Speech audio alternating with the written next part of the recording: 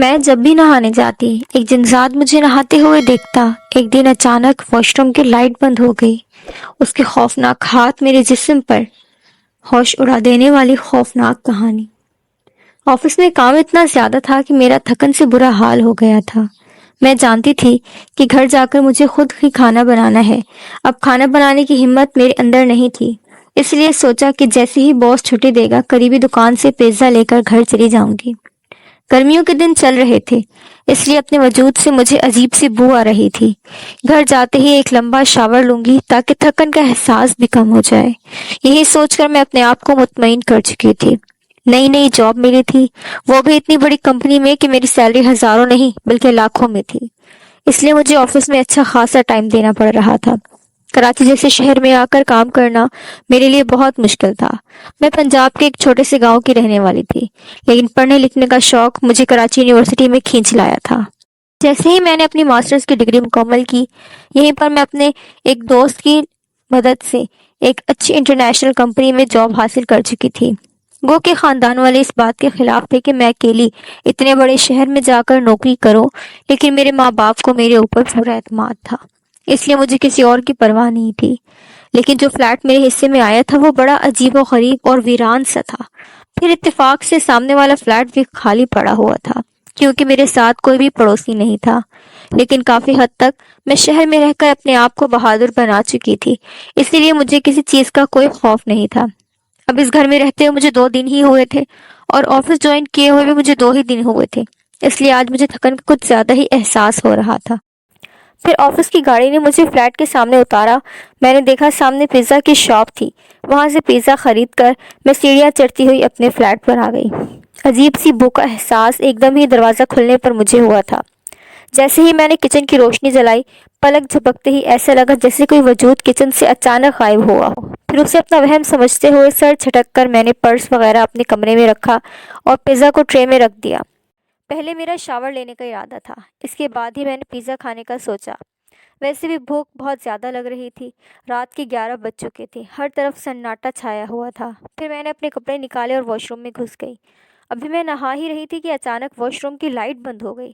مجھے عجیب سی گھٹن کا احساس ہوا تھا، نہ جانے یہ لائٹ کب آئے گی۔ دل چاہ رہا تھا باہر جا کر موبائل اٹھا لوں، لیکن ایسی حالت میں بھلا باہر کیسے جا سکتی تھی۔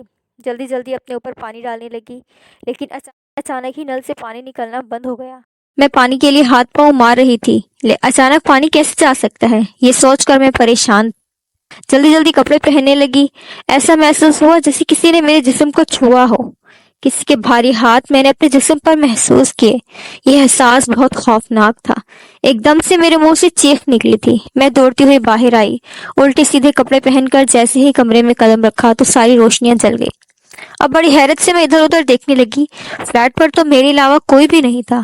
گوکے اس کا کرایہ اچھا خاصا تھا، لیکن اس میں ہر سہولت موجود تھی۔ اب پانی کا ایک دم سے یہ چلے جانا مجھے پریشان کر رہا تھا، ساتھ ہی وہ خوفناک احساس۔ تو جلدی سے میں کچن میں آئی اور دیکھا پلیٹیں گندی تھی، انہیں دھونے لگی۔ مزے سے کمرے میں بیٹھ کر پیزا کھا رہی تھی جب اچانک میرے ذہن میں دھماکہ ہوا۔ ابھی جب میں نہا رہی تھی تو پانی ایک دم سے نل میں بند ہو گیا تھا، لیکن کچن میں تو پانی آ رہا ہے۔ اس بات نے میرے ہوش اڑا دیے۔ فوراً دوڑی دوڑی واش روم میں گئی۔ جیسے ہی نل کھولے تو پانی پوری شدت سے بہہ رہا تھا۔ اب میرے حواس جا رہے تھے۔ پھر یہ ایک دن کی بات نہ ہوئی، میں جب بھی واش روم میں نہانے جاتی کبھی نل کا پانی بند ہو جاتا تو کبھی لائٹ چلی جاتی۔